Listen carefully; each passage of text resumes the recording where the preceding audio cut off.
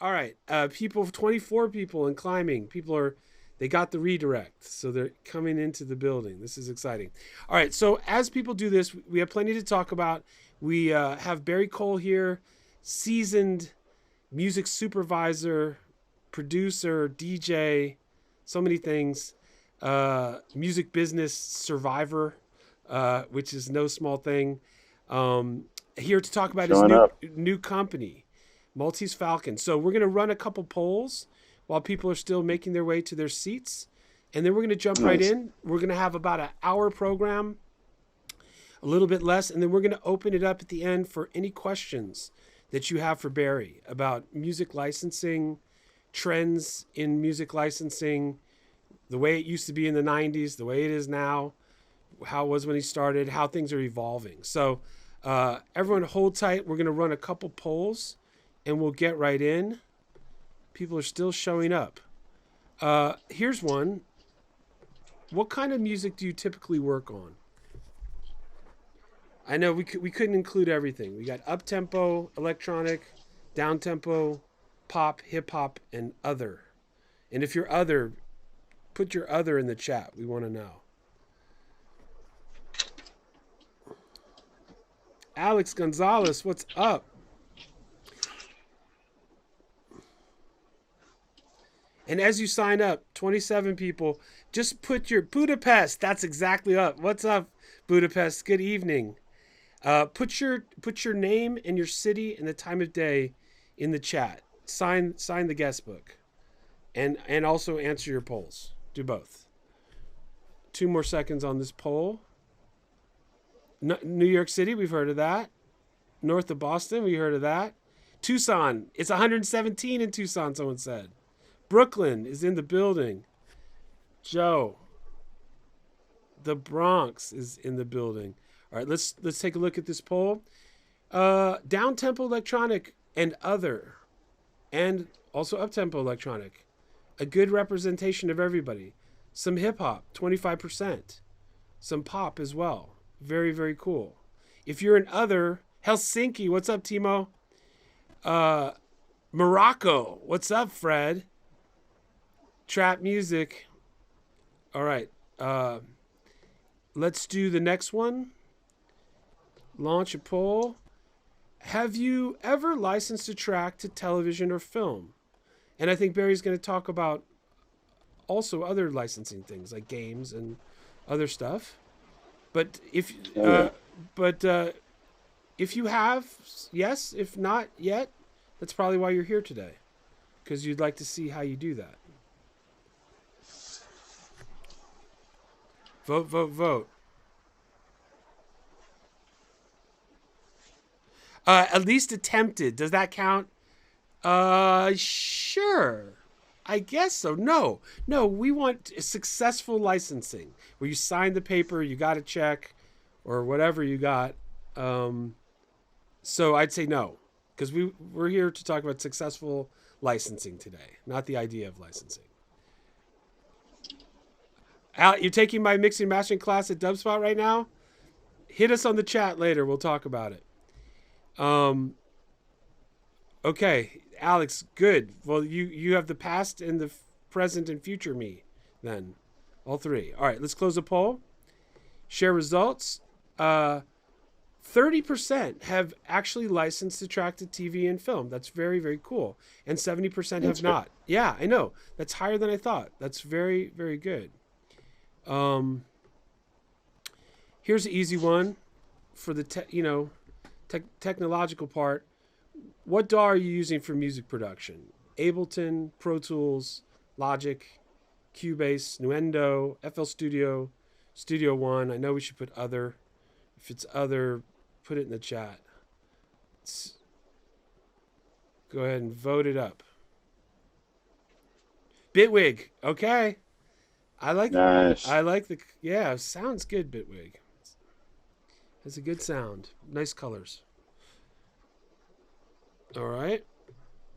The winner today is Ableton, 45%. And I know Barry knows Ableton. Logic? Yeah, it's the go-to. It's the go-to.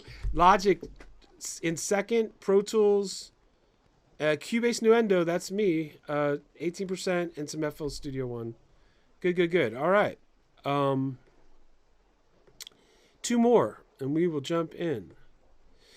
How many finished track, and that should say tracks, do you create per month, on average? 1 a month, 2 a month, 3 finished ones, more than 4? Average month. I know things change.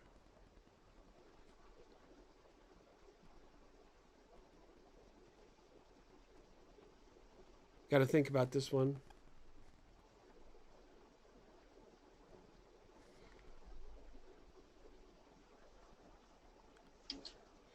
All right. 36 people now here. It's sort of it's a little bit all over the place, but I mean that in a good way. A third of people here do 1 a month, but then also a quarter do more than 4. So it's pretty even distribution. Okay, very good. Last poll. 37 people here. Is this your first Mixmaster Wyatt webinar? I see some familiar faces, so I can see that. I know we got our people here, but also some new people as well, so welcome. Vote. Is this your first one? If it is, we're glad you're here.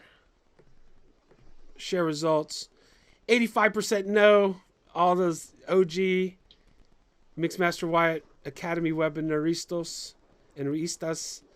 And then 15% new. Welcome new people. Okay, good. Those are the polls.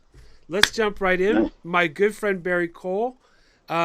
Very quickly, we grew up in the same town. We knew of each other, but we had to go to New York City to actually link and meet across. We grew up in the Bay Area in California, both of us.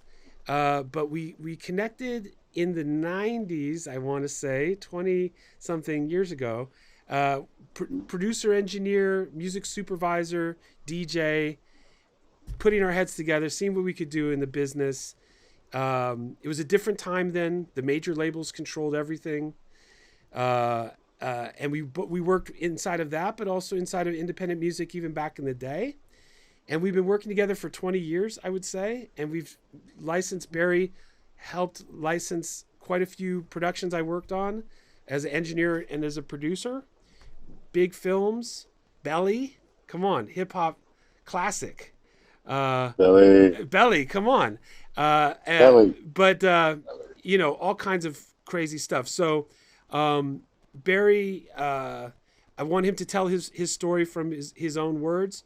But there's very few things in the world of licensing and also publishing. We'll talk about that. There was a long run with the Marley catalog as well. So I don't know. Barry, take it away. Give people a little sense of how you started as a battle DJ and how you are here today and your odyssey, if you could. Well, hello everybody out there. Always good to be with Mixmaster Wyatt, spreading some knowledge to the masses.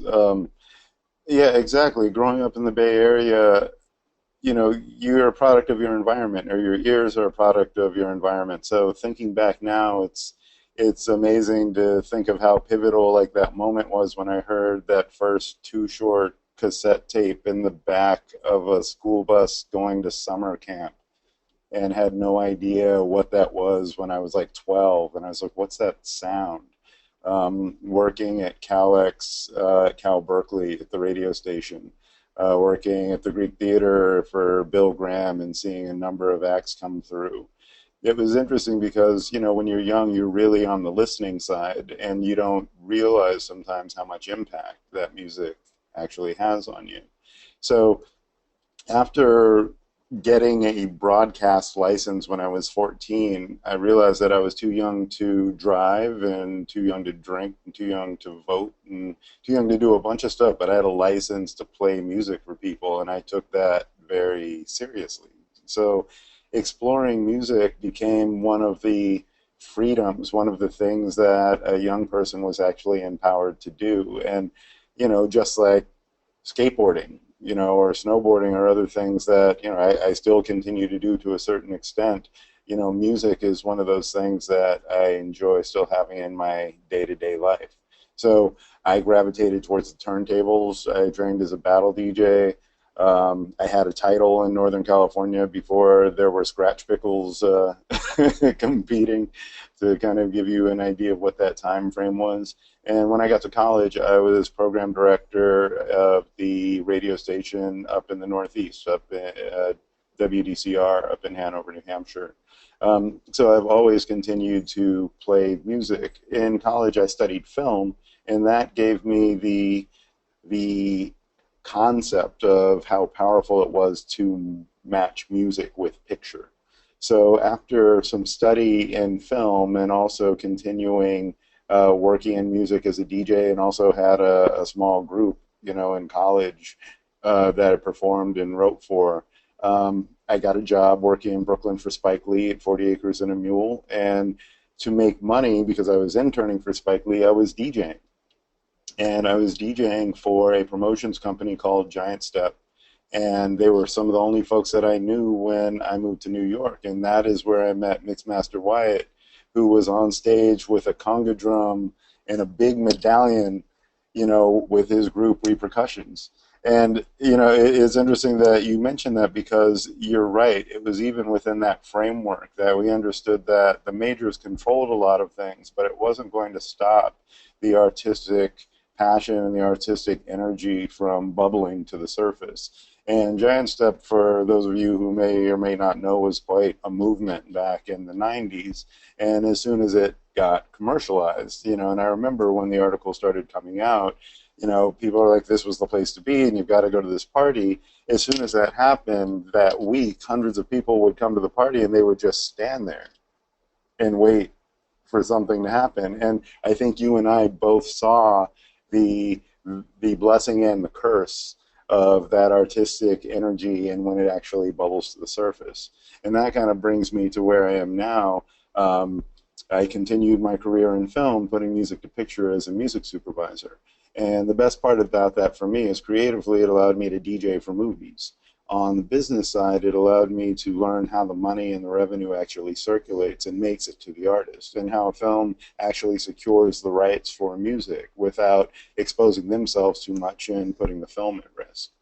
So, a long story short, or a long story a little bit shorter, jump a few years, probably 20 years, in the future of music supervising, coming up on close to 100 projects.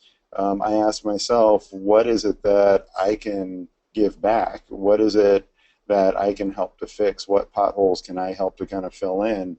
And what I discovered is there are a lot of holes on both ends of the licensing pipeline.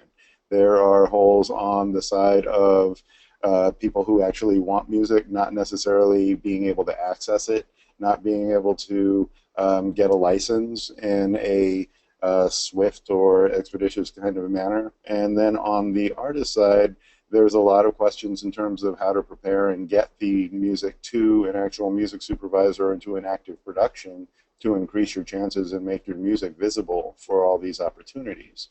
And then on the third end of all of that, you've got the revenue. You've got all these revenue streams that are connected that a lot of artists don't know about, a lot of production companies don't know about.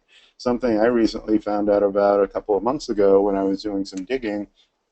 I license a lot of music for commercials, but I didn't realize that if you license a vocal song to a commercial, that the vocalist can actually register with SAG and AFTRA as voiceover talent and receives another royalty, another revenue stream to add to the sync fees, to add to the performing rights fees that are actually collected by companies like ASCAP and BMI.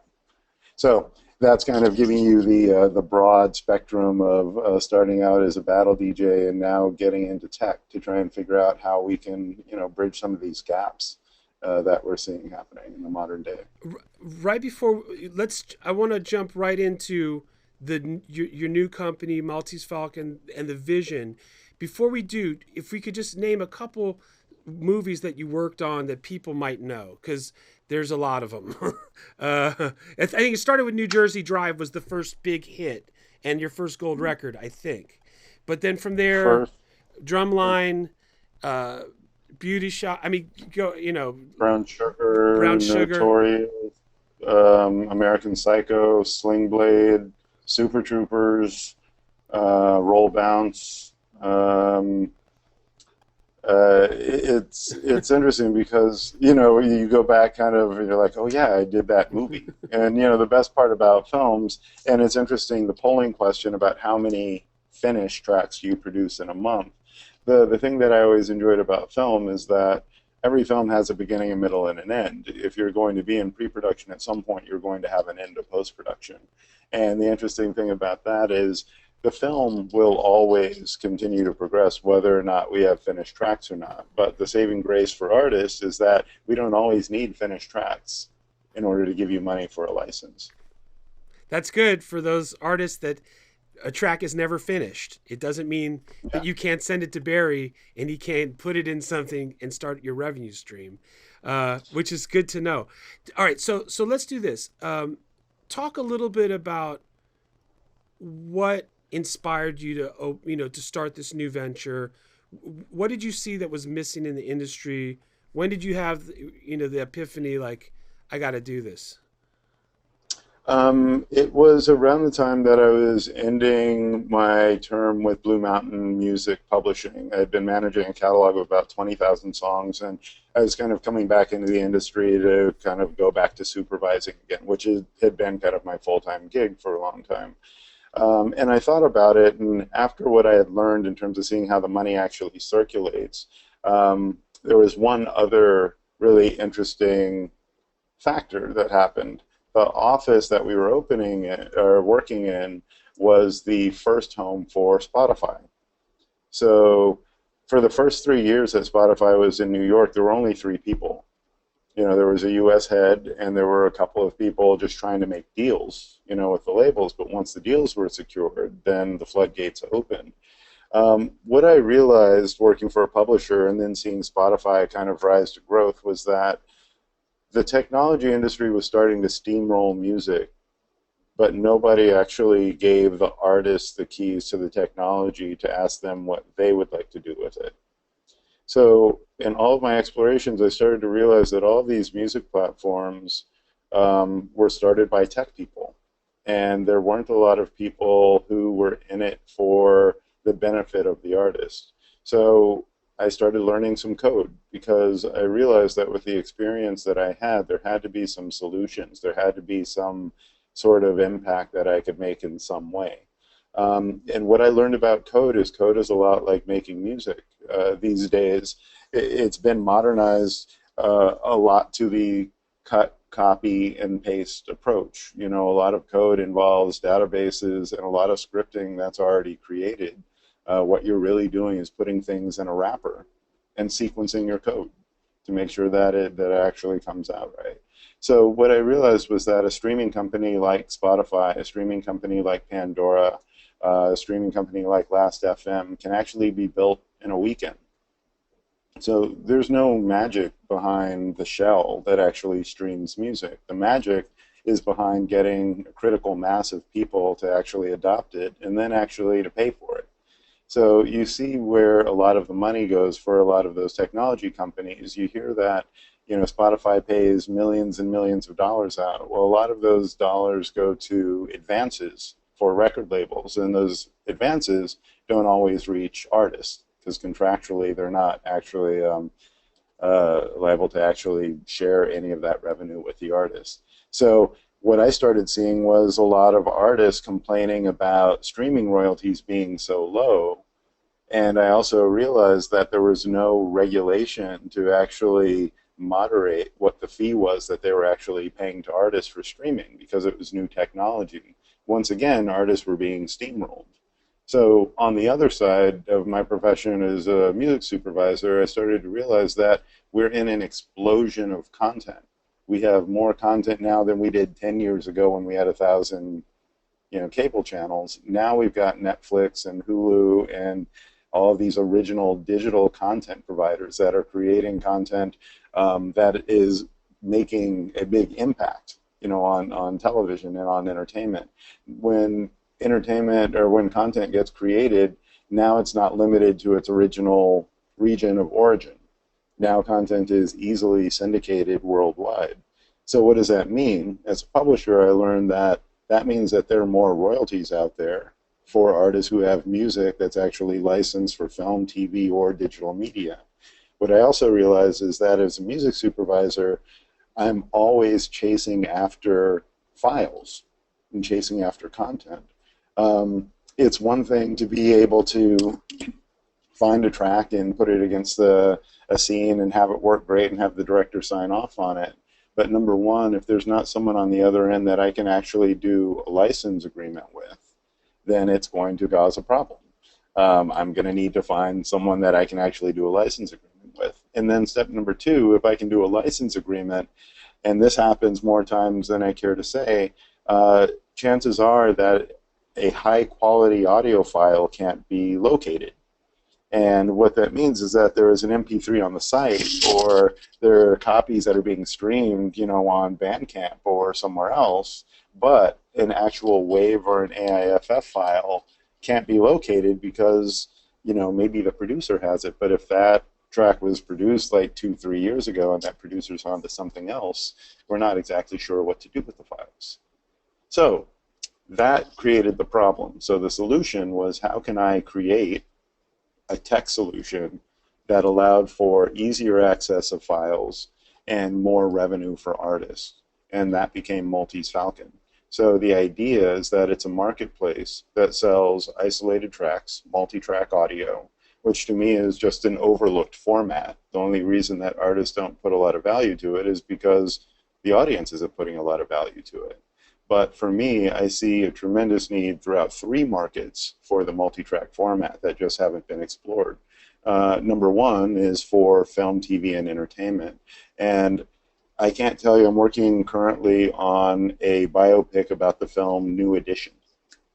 And as you can guess, it's all music. Babyface, Jimmy Jam, Terry Lewis. And I'm in there in the trenches with them, fighting with Universal to try and get copies of their multi-tracks. They've been requesting them since March. It's June, we're in the middle of production on a film. And, that's just one example. I'm working on a documentary right now about Julian Assange, which is the follow-up to the Edward Snowden documentary. And the director requested stems because for her, she likes to create atmosphere utilizing music. So for me, over and over again, I get this call, and what usually happens is I will call the business contact on the other end. Number one, can we do business? Yes, great. Number two, can you get me a high-quality audio file? Maybe? All right, I'll hold. Number three, are there stems possible? Almost never. So for me, creating a digital marketplace that actually sells stems battles what Apple did years ago, which was arbitrarily placing a 99-cent value on a song, and places the value on stems at a $20 download. That $20 download gives you a personal download license, just like you would get from Apple or from CD Baby. And if you want to turn that license into a commercial license, the purchase comes bundled with the content and contact information so that you can make a license agreement with the artist. Like I said, Barry and I have been working together for like over 20 years at least. And I invariably would get the call from Barry. He'd text me or call me. It was even before texting, I hate to say. And he would say, give me a call. I would call him, and he'd be driving around LA in a rental car. And he'd be like, hey, I'd be like, well, what's going on? Well, let me tell you, I'm working on this film, and the director loves music. So he put in temp music. He's shot it. We're editing stuff, and he put in temp music. Oh, okay. So what did he put in? Well, he put in Radiohead, and he put in whatever it is, Drake and Adele, and now we're headed toward production deadlines, and now I have to get all the licensing done, and I'm trying to explain to this director, and the director says I have a $150,000 budget. And I need to do all the music for the entire film. And can you get me Radiohead? Can you get me Drake? And can you get me Adele? And Barry invariably has to say, no. If we have a $20 million budget, maybe. And then even maybe. If these people are in a good mood and I can get all the the people who own the master rights and the publishing rights and the same page in the same day, and get, it's very, so this is a little bit of the life cycle of at least films, where you'll get a director who likes music, but they'll put in all their favorite stuff, and then somewhere in a panic they'll call the music supervisor and say, okay, can you do this? And that's where the re-education happens sometimes, where Barry has to step in and say no. And this is where, I think the game shifts from the major labels, who sometimes are very difficult to make a deal with, to the independent producers who are here today, 39 people here, and some of you might be involved with major labels, where you can work smarter. And I think, just to, and I'll hand it back over, I think what the multi-tracks enable the music editors to do, and maybe Barry could talk about the job of being a music editor, is there's dialogue, there's explosions, themes musically have to, come back sometimes. Sometimes you want a deconstructed version of the song, so it's familiar, but it fits the scene. And that's where the stems are incredible. And like Barry said, you just can't believe it. But sometimes the biggest producers and production companies are not organized about their files. Once it's done, it's over, and they're on to the next. Yeah. So just a little bit of a sense of the power that independent music producers have, because they can make quick deals. They can make clean deals. There's not a million people Barry has to call. And then if their productions are organized and he can get the stems, music editors, talk about that just for a second. Music editors and stems, and when they don't have the stems, what a difficult job it is to make a piece of music work. Well, it's interesting because a music supervisor, like you said, is sometimes the last person that they call when they realize that there's a reality to actually securing the rights of this music to their film. But the music to picture process really starts in the edit room, and it starts with the picture editor. Picture editors often have to establish a rhythm for any given scene, depending on what the outcome or what the message to get across in that scene is. And a lot of time that starts with music. And each editor has a small bag of music that they bring into the edit suite with them to denote happy, to denote tension, to denote suspense. And it's just things that they've created, a crate, almost like DJs gather, over time. It's just things that they have as their go-to. And then once there's an actual rough cut, what will happen is that they'll usually bring in a music editor. We will do a spotting session. We'll spot all of the scenes that actually need music in the film. And then once we do that, when we work with the composer, we'll go through it all scene by scene to see exactly what the needs are. So when we get to the music editor, what we're actually doing is entering sound post-production. And sound post-production is headed up by a supervising sound supervisor, or supervising sound editor. And that supervisor supervises sound effects, music, and dialogue. And traditionally, there is a separate editor for each of those departments. So working with the music editor, you also understand that they're working in concert with sound effects and dialogue. And then all of those stems are taken to a re-recording engineer for a final mix. So that's why it's not uncommon for some films to have hundreds of tracks that they're mixing between sound effects, atmosphere, and the musical stems. With the music editor, the point is to be able to prepare the music, the licensed music as well as the original score, to the specifications needed so that they can actually be delivered to the re-recording mixer. The music editor is the first place where an MP3 is just a bad word. MP3s going into their system means that it's not something that can actually come out. When it goes to the re-record stage, you're mixing on a 5.1 surround sound system. I don't know if anyone has ever had the misfortune of having to listen to an MP3 through a system like that, but it's not pleasant. It's just not good. And you do not want to be me, who is on a mixing stage after licensing a song and not being able to get a high quality file from someone, or getting a 60 meg WAV file, which is an MP3 that's just been re-encoded as a WAV file. to play through that system, it actually sounds horrible. So sitting with the music editor is that step where you do the checks and balances. You go through every scene. You know what the deliverables are. You know what the audio specs are for delivery for the re-recording engineer, so that the entire soundscape can be put together. No, so again, Barry cut his teeth, or on major motion pictures, I would say, really. And now everything's changing. It's almost like the major label game has changed. The major motion picture game, of course, still holding strong, but there's lots of other new revenue streams. Could we just list them on fingers and toes, like where you see some new revenue streams coming from, aside from major label film making? Sure. For me, within entertainment, there's a huge insurgence of virtual reality and augmented reality. What we're now seeing, and what we'll see more of a need for, is specifications for spatial audio. So what we're actually doing is we're going into the studio and working with STEM so that music can actually be mixed and portioned around in a 360-degree sphere, and then actually be active depending on where you turn your head. Now, if you're trying to do that with a stereo mix, you're only going to be able to get so much variation. So it's actually one of those needs that's just kind of opening up in the tech and the entertainment industry, that's going to put another value on this format of multitracks. So, I'm sorry, anything about that? Well, so we've got film and we've got television, but another emerging market which is huge is trailers. So trailers are now almost yielding more revenue than commercials.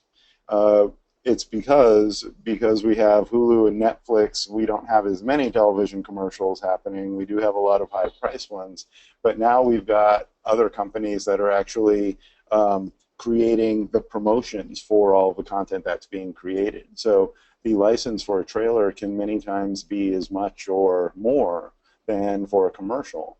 And trailer music actually has a very specific format, because you're usually dealing in 30 or 60-second slots. So what you'll find is, rather than a full song or something that's vocally touching, what you're finding is something that can reach the finish line by 30 or 60 seconds and get the point across. And you're finding an entirely new genre of music that can be based on existing music that's finding new revenue streams for artists and artist content.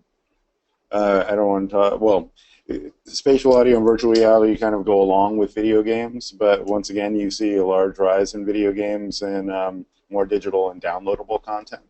And what I really see is a big emerging market is for multitracks to be available readily for DJs and producers to actually utilize in a legal way for sampling and for cover purposes.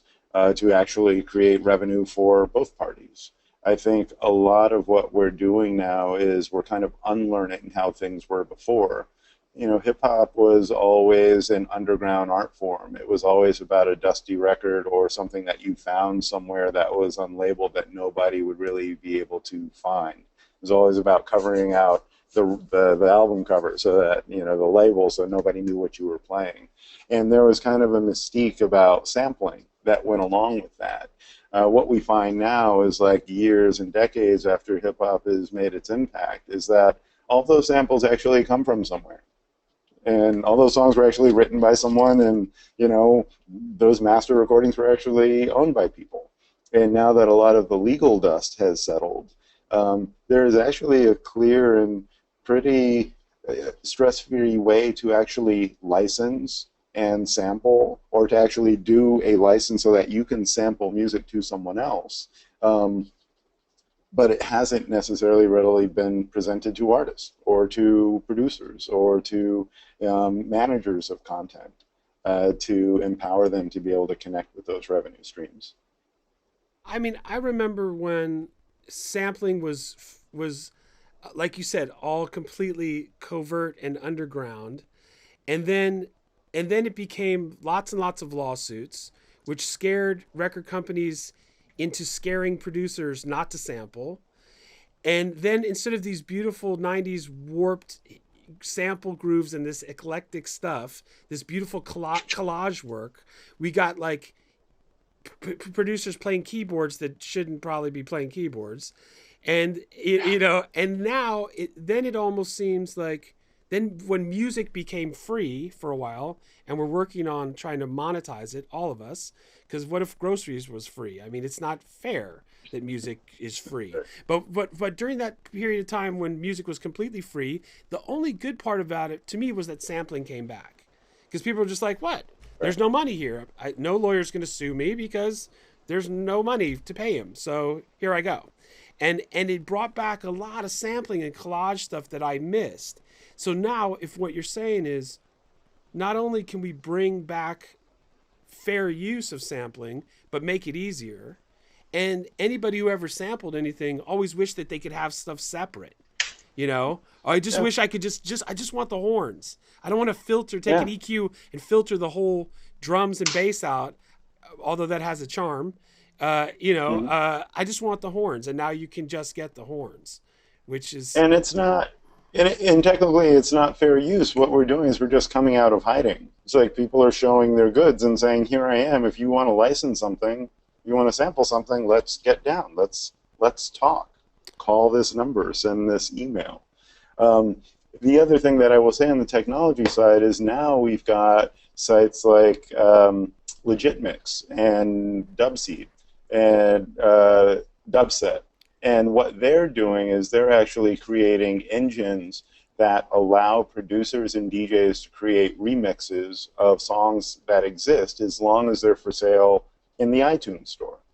So you can do a mix of something that's for sale in the iTunes store, sell it through Legitmix, list your own price for whatever you'd like to, charge for the remix or for your work on it, and they will pay the appropriate amount to the rights owner through the iTunes store. So now you're finding there are digital pathways to make licensing even easier, to make the work of producers and new artists even easier to actually create. And what it really comes down to is we're moving out of the information age. Like, this is all about all this information and where is it? And now the question is, what do we do with it? So now we're moving into the experience age. And within the experience age, what we find is the public as well as artists are ready to go a bit deeper. So we're kind of going beyond the stereo mix and kind of looking at the parts. It's like, who played bass on that track? Now there's a name, and you can actually hear it. And we can actually get some commentary from that person in terms of what they were thinking in that session. So what we're actually doing is putting the music in context to make it highly visible for some of these licensing opportunities. I remember going to Town Hall in Midtown and watching George Martin, rest in peace, play from his multi-track of Sgt. Pepper. And it just blew my mind, and he was like, in this right here, someone was vacuuming in the back, and the vacuuming just happened to be in tune with the song. So we kept it in, listen, and he played the vacuum cleaner. And you're like, that is just unbelievable, really. All right. And here is a copy of George Harrison's All Things Must Pass, which was actually released on multi-track. There you go. So this is a 4 CD set that just has separated tracks and isolated tracks of his album. Yeah. No, I think so. Okay. So let's take a turn now. I'm an independent producer. How does your new company deal with the two sides of the coin, the master rights and the publishing rights? And for those who are new to a little bit of this concept, when there's a piece of music, there's two sets of rights, and you correct me, Barry, but one is that actual physical recording. That's the master rights. The other set of rights is the music, the lyrics, the melody, chord structure, and all that, because you could have 20 masters of the same song, and there's rights holders for both sets. And sometimes I remember Barry going nuts trying to get everybody to agree to the master use, but then there were 4 different writers and they lived in different parts of the world and they didn't like each other anymore and didn't talk to each other, and then the song would die on the vine and couldn't make it into the film. So how do you work with the master rights and the publishing rights, or just shed some light on that? Yeah, I mean, it's true. So to secure the license for any song for a piece of media, you need 2 licenses. So the physical master is usually owned by the record label, the studio, or who actually paid for the session to be created. So that is a master recording. That master recording can be duplicated by that owner. It can be distributed. It can be licensed. It can be covered. It can be sold. The second rights are the publishing rights that relate to the intellectual property or the copyright that's created when you actually write a song. So the songwriters, whether it be 1 or 3, and if you sample, then that's an additional songwriter, and if you sample a master recording, that's an additional master recording that you have to get a license for. So a song that samples another song and has 1 original writer will end up having 2 master recordings as a part to make up its physical master, and it will also have 2 writers, the original writer and the sample writer. So for me, the way to be able to ascertain whether or not somebody has any idea what these rights are about is only to be able to call them, and to be able to reach out or to go to one of the aggregators that actually aggregate large labels of music and some independent labels and pitch them for film and TV licensing. Those companies have become good resources because as a music supervisor, I actually know that they know what I need. I need to be able to talk to someone to get a license on a short amount of time and with a certain amount of money. Can they give me the answer? And those companies only exist because it's so kind of scattershot whether or not I'll be able to cold call someone and find out whether or not I can actually negotiate a license with them. Okay, so now, if I'm an independent music producer and I am doing it all myself, not with 3 friends, I do everything. Like, Claudia in Rio, who's here today. I sing, I play all the bass lines, chords, I program the drums, I mix it, I master it. I'm the one-stop person to talk to. I create a stereo master, a WAV file. We're not going to use that ugly MP3 word. And then I'm going to print that, but then I'm also going to separate out the multi-tracks for Maltese Falcon. I'm going to give you kick by itself, snare and drums, the rest of the drums by themselves. Not all the drums separate, I would imagine. Maybe a drum stem.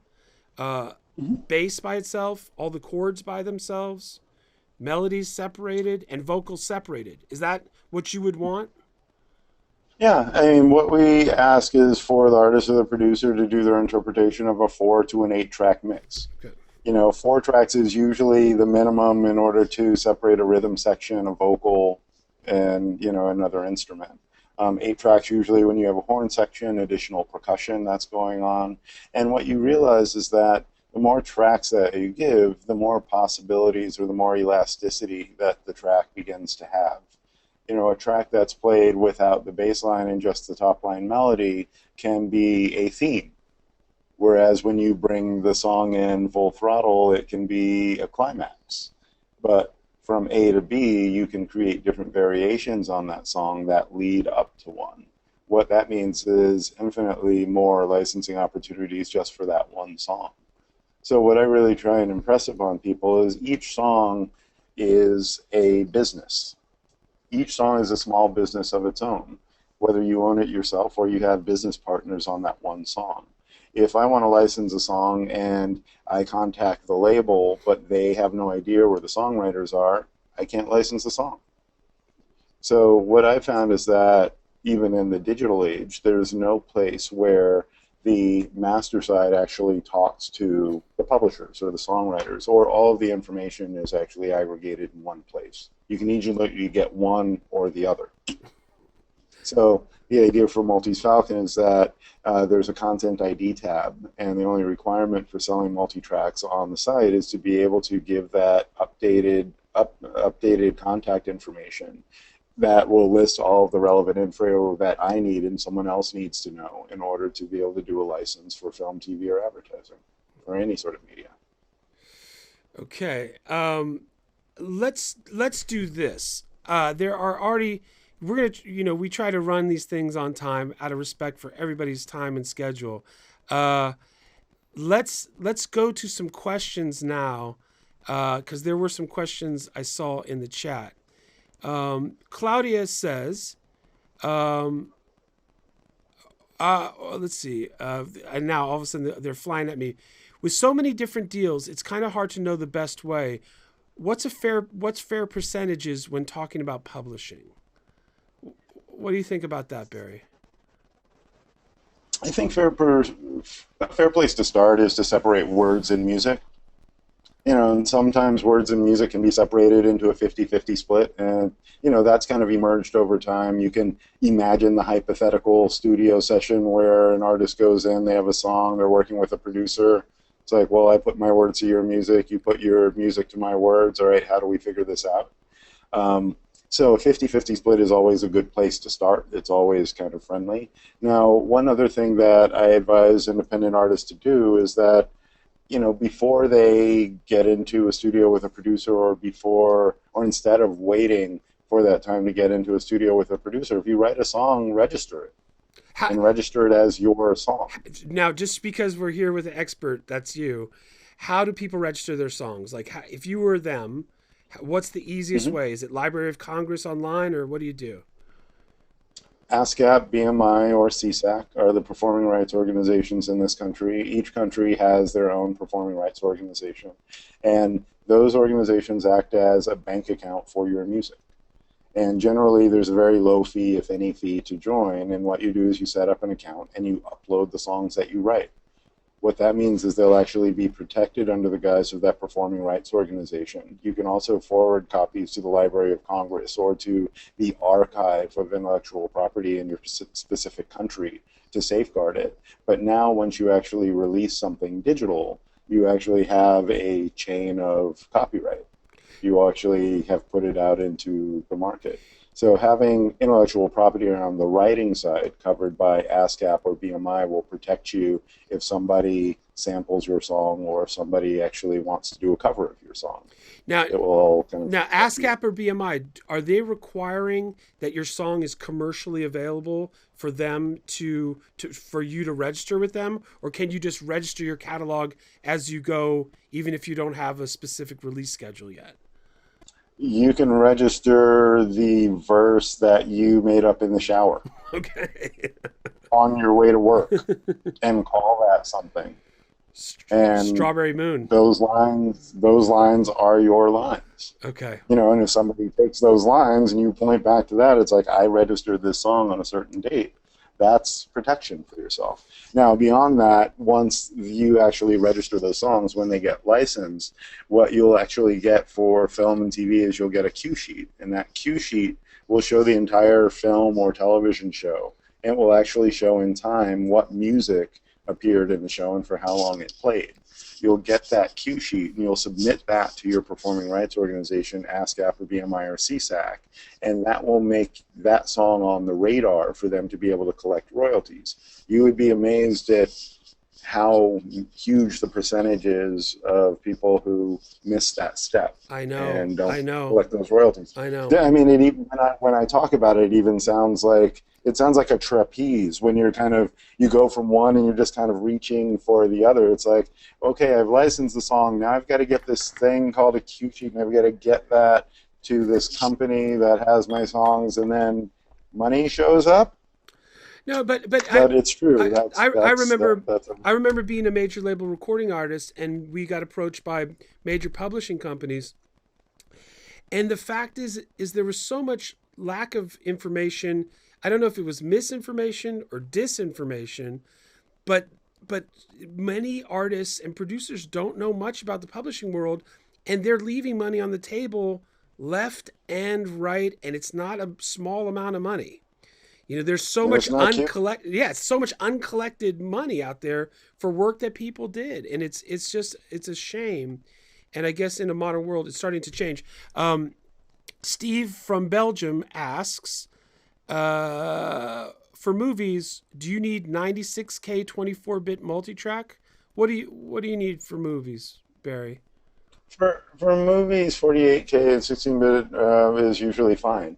And what is requested most of the time is a clean mastered stereo mix. And if the song is going to be used for anything other than a background playing from a radio or a source like that, that's when they start to get into stems. And when those stems are individually mastered and put at unity, so when they open, they're actually at the preferred mix. That's pretty much all that's being expected. Stems with reverb, stems dry. Dry. Okay, dry stems, people. Let's see. Yes, this will be. And once again, and let me preface that by saying it's still artist interpretation. Dealing with a number of independent artists and composers, they found a lot of freedom in being able to revisit some of their tracks and create a 4 or an 8-track mix. So for some of them, they actually leave the effects as they were. Some of them take them off and make it a true another kind of version or variation. So really, I would like to see the multi-track emerge as another format, which is another place where another intended mix from the artist can actually present itself. Question from Natalia. A couple questions. What is the length of cue that we should be aiming for? 3 minutes or 20 minutes? What genres are you most in need of in your library? And those 2, so keep that in your RAM mentally. And then 3, What is the biggest mistake composers make when they submit music to your library that makes your job difficult? You can answer those in any order. Sure. Thanks, Natalia, for the questions. What length of cue should we be aiming for? Well, for trailers, you can go for the 30 to the 60 seconds, but realize that if I'm a music supervisor working on a film and I'm looking for a song to play in a bar, 30 seconds might be a little short. So the idea is to look at your song and then to look at how many different packages can that song be presented in. You may have a full-length song, but be able to take that and make a 30 to a 60-second edit. That may be able to get the point across. You may be able to get to put out an instrumental, and if you're licensing to a commercial, the length may not need to be more than a minute. So songs are the standard, anywhere between 2 to 3 minutes, but when you're working instrumental music, you start kind of at the 30-second range and usually go up from there. It's hard-pressed to find really long tracks of 7 or 8 minutes. Even these days, those 7 or 8 minute tracks are usually broken up into parts 1, 2, and 3 in some way. So the idea is that each song is a conversation starter, between you and this project. So you want to be as direct with the message and the music as possible. So if you have a 30-second cue that you're preparing for a trailer, you might want to title it something that is your song trailer mix, something of that nature, so that it actually speaks to that audience that you're pitching to. How about genres? What genres are you looking for? I don't know. Everything, anything? Well, yeah.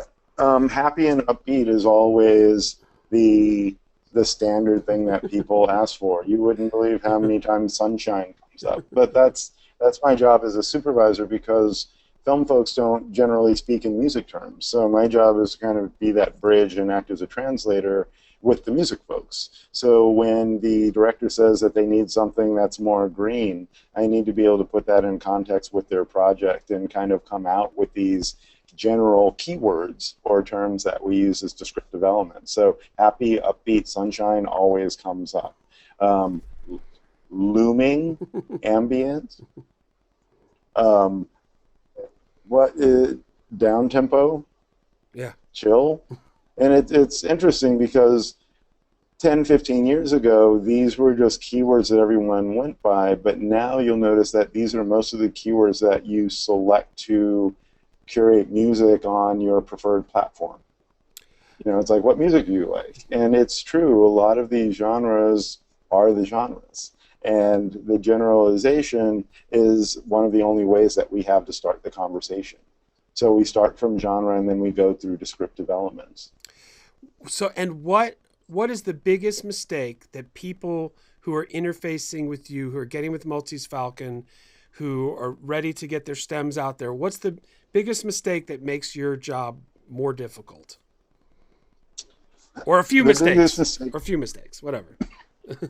Well, I think the overarching one is not treating your song as a business and not actually attending the business part of it. Because for me, as I said, if I'm hired by a project, that means that they have a set amount of time and a set of money to get a job done.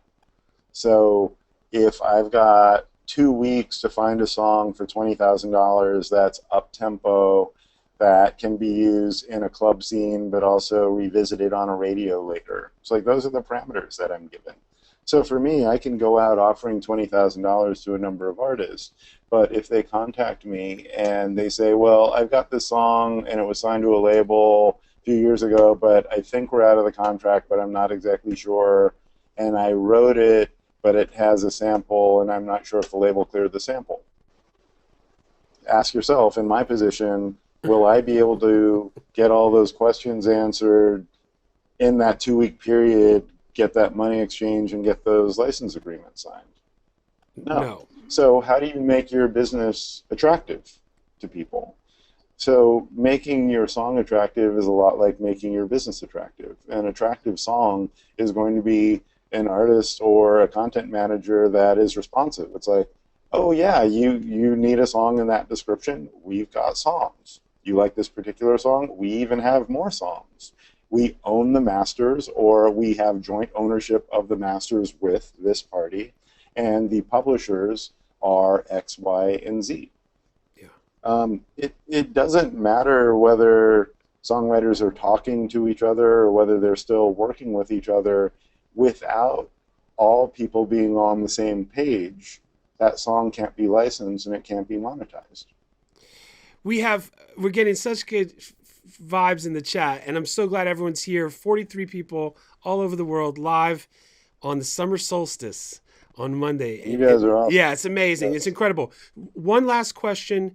What if, because I saw it 3 times from 3 different people, what if within the production that they send to you, there's legal sample pack, like a sample pack vocal that's free and clear, or a music loop that's free and clear? Can they include that in the Maltese Falcon stem package to you, or no?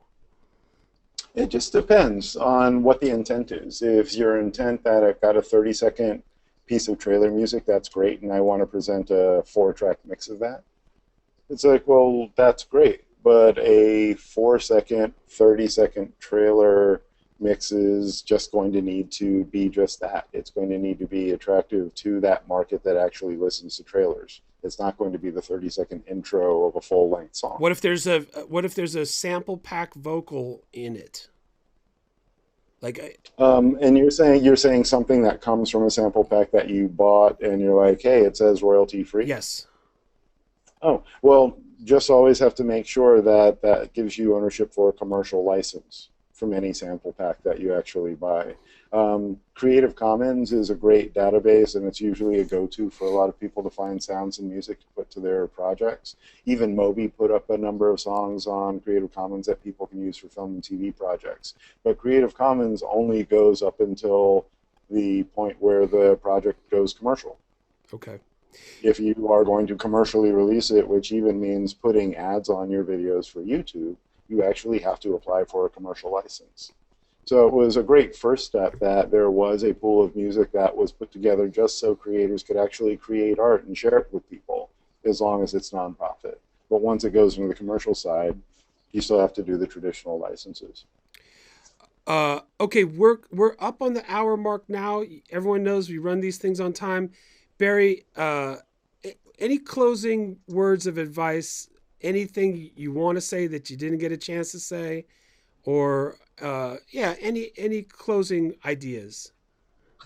One thing that was on my mind this weekend, I was in a conversation, with someone once again about music, and I realized that one of the biggest impacts about Prince and David Bowie and even Michael Jackson passing away within a short amount of time is that they were three artists that were very vocal and very insistent upon always owning their own master recordings. And it's interesting because there's not a lot of footage and a lot of interviews that focus on that, but you'll find that they get it in there everywhere that they could. And what that meant is that actually gave them a certain amount of artistic freedom to create some of the world's best music. And one of the sad things about them all passing away right now, or within a short amount of time, is that they're not there to continue to advocate this news. And I think Prince said in an interview, and this interview was labeled on YouTube, Prince discusses the Illuminati. Like the first 2 minutes, he's like, in 20 years, it will be unheard of for a label to ask for ownership of an artist's masters. That will just be unheard of. Yeah. Yeah. This was him telling the future. He's like, Yeah. this is not going to be a sustainable industry until artists actually start to take ownership of what they create. Yeah. And what I'm saying from the other side of the table of licensing and putting millions of dollars through the licensing pipeline is that there's money there for you. Yeah. We just have to make the content available. And have a quick, flexible model to move with the moving target that is music licensing now, because it's what was true 6 months ago isn't true now. So, those who have the flexibility and technologically are, on the up, have a real opportunity here to make the money that they always deserved and add to the creative field and get paid for it, which is kind of the whole idea. All right, listen, Barry, if people want to get with you on the website, there's an info, or do you want to type your email in? Or I'm sure people have, we could go on and on with the questions. How should people? Yeah, it's multistalking@gmail.com. Please hit me up. I'm building the site for folks like yourself. For me, this site doesn't necessarily work unless it works for folks like you. So take a look. There's a content ID tab on the front page of the site, and that'll take you through kind of a questionnaire and give you an idea of the information that we need so that we can actually get some multis uploaded. That's what's up. Barry, thank you so much for taking time today and enlightening all of us. Thank everyone all over the world for coming and hanging out in this modern way where people just get together because we have our common interest. It's incredible. Yeah, it's incredible. Mike Hooks, thanks for the background, Chief Technology Officer, putting it all together. All this, it's wonderful to see familiar faces, new faces.